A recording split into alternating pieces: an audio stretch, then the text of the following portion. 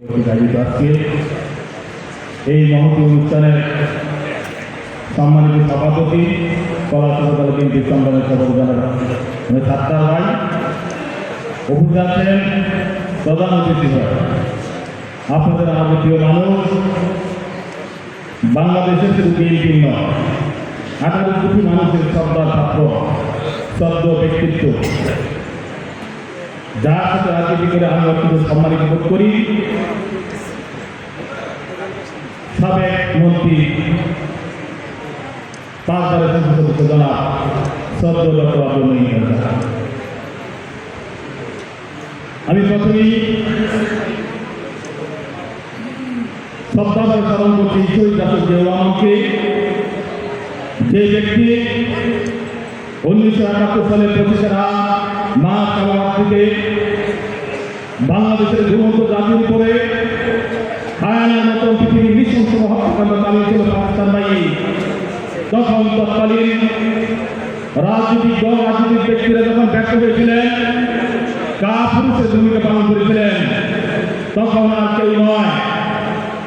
বাংলাদেশের তৎকালীন সময়ে একজন মেজর জিয়া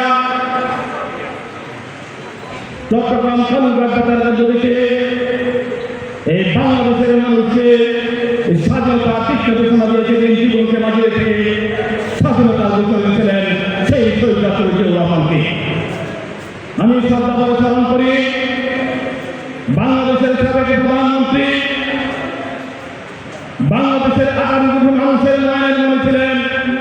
মরহুমা বেগম খালেদা জিয়াকে আমি শ্রদ্ধাভরে স্মরণ করি। বাংলাদেশের বিএনপি প্রতিষ্ঠাতা সদস্য